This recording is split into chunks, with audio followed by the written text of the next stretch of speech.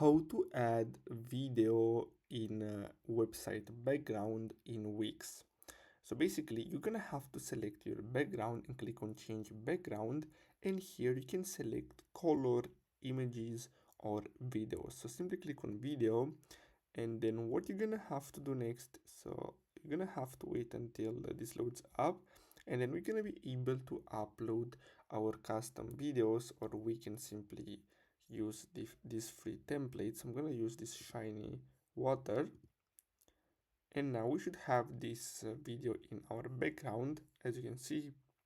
And you can go to the settings and change the video opacity.